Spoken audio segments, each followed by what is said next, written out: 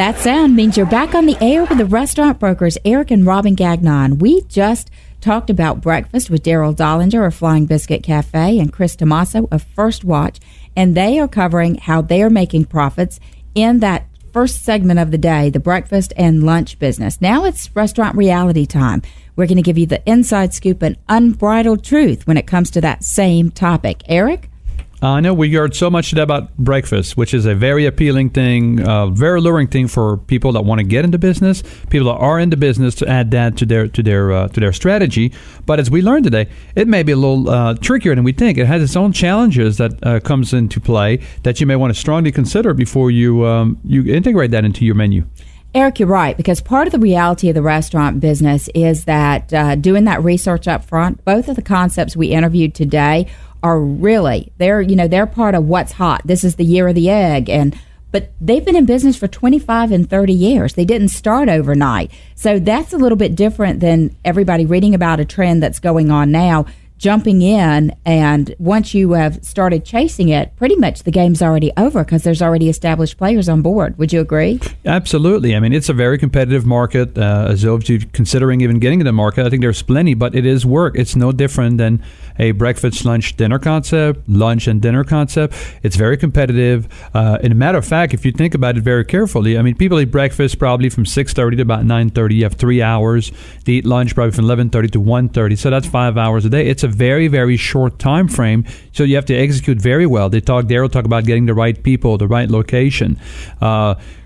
Chris talk about, everything made from scratch. So if they open at 6 a.m., I'm pretty sure he's got people there, very early in the morning to prepare all that. So execution is key, and they talk about wait times and ticket time. But also, Eric, remember, their rent is based on 24 hours a day. So you have a very compacted window to pull those results in. So while your food costs may be low and your labor costs may be low, it's also that potential of literally how much push through can you get in a certain limited number of hours, and to make sure that can cover your base costs.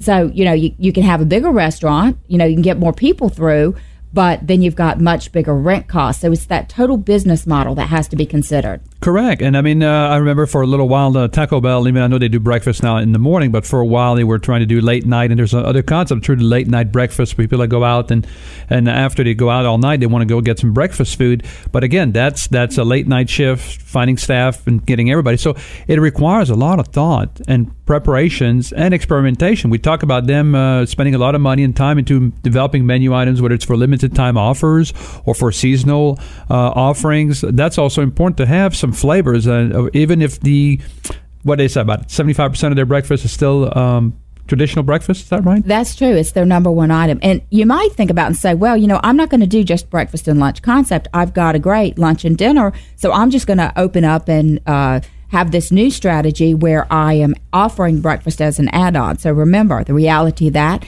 you have to market it, you have to promote it, you have to have staffing to hit those early morning hours. There's big operational concerns. Anything else come to mind, Eric? Yeah, I'd like a message for those of you out there online looking for WeSellRestaurants.com, I hope, for a breakfast and lunch concept, thinking it's an easy thing to do. You got to rethink this twice. This is not as easy as it looks. I know the hours sounds very good. I really like Chris' story when he says the founders wanted to have a breakfast and lunch because they wanted to go play golf. That is great, but I'd be curious to see today. You can probably go play at least 9 holes a day, but maybe not from the first month or so. It's going to take a while. Well, and also weigh how it fits into your current operation. So, for example, if your current staff comes into prep at 9 o'clock every day and you say, I'm going to start offering breakfast, then either that prep has to move really early into the morning, or it's going to be on top of the time that you're either serving breakfast or clearing that service. So maybe you start putting lunch at risk. It also has to make sense with your current concept. Let's say you're a bar and grill, then breakfast at 6 a.m., that's not a logical extension of your brand. On the other hand, it could be a really winning combination if you said, okay, I have to stop serving alcohol at 2 a.m. Guess what? People love to soak up those booze.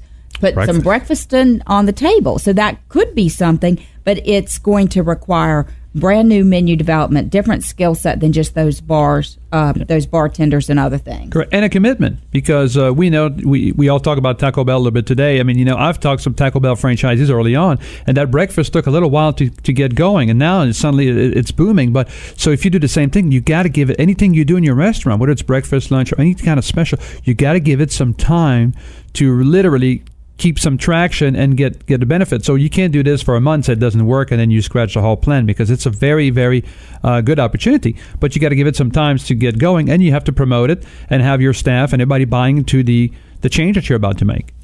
Well, if you love the idea of breakfast and lunch, and I got to tell you, I'm an egg person. Every day of my life, I have an egg every single morning. So I love to eat lunch or breakfast at home, or also go out for breakfast. And if that's your passion, we absolutely have some opportunities for you. We've got a wonderful bagel shop for sale in Roswell that's on the market for only about $59,000. It's had tremendous growth. Their sales are on track to do about $400,000. And guess what? Low hours, 7 a.m. to 3 p.m. That's it. And no weekends. It's Monday through Friday. It's in a very, Roswell, Georgia's an area where they have a lot of office and everything like that, and warehouses. So it's a 7 to 3 Monday through Friday, which is great. And we love breakfast. As a matter of fact, yesterday, had breakfast for dinner. I mean, I loved it. That's right, because I wasn't cooking. That's right. We have another opportunity, a diner. See, when you say diner, I think breakfast, and that's one of those, places, whatever. That's where you go after a night out drinking. You're going to go to the diner and load up, because this one's in Florida, so it's really just kind of a carryover of something from the Northeast that somebody took down there. It's on the market for under $100,000. The customers are loyal. They're doing a lot of sales. And this one, I love this. The lease is only $1,055 a month for 2,000 square feet. Wow. You can't beat that. You cannot beat that. If you cannot make money with that kind of rent and that kind of operation, you need to look for a different career, folks. I mean, here's speaking about some of the bigger boys. I think some of our guests didn't mention, we have several Subways in different states, Robin. And Subways, those egg white omelets, flatbreads are really healthy choices, and lots of the units are doing breakfast and doing very, very well with breakfast. So I have not one, but a 2-unit Subway deal available. This is the world's largest restaurant chain, and these 2 open and operating units are netting about $150,000 to $200,000 for our owner-operator. So these are really, really great opportunities on the market for $395,000. So those of you thinking Subway, what you just said, let me translate for some of our new listeners and maybe people new to the business. Robin says, for an owner-operator, somebody's going to work in the business an average of 40 to 45 hours a week, they will make over $100,000 a year in profit. Is that right, Robin? That's exactly right. Wow. And that's a lot of money. That's a lot of money to net. So we just want to make sure that you take a moment and go onto our website, because these listings and every new listing, we cover maybe 2 or 3 listings every single week, but we have hundreds of listings online, and they're all on our website. You can register as a buyer, electronically sign a confidentiality agreement, the only system I'm aware of, only platform in the nation that allows you to do that. And it can be midnight, and you can 24/7. That's right. Click on the photographs. It will MapQuest the location, show it to you on Google Maps, take you to Google Earth so you can see what's alongside it. You can literally be in your pajamas shopping for a restaurant online at We Sell Restaurants, along with pictures, download incident reports, equipment list, everything. It's right there. Robin, that's all the time we got today, so why don't you take our listeners to some key information before we let them go? Well, the most important thing, make sure you visit us online at WeSellRestaurants.com. That's WESELL restaurants with an S.com. Thousands of listings online, thousands of satisfied buyers. This is Eric and Robin Gagnon. This is We Sell Restaurants, and we are the restaurant brokers.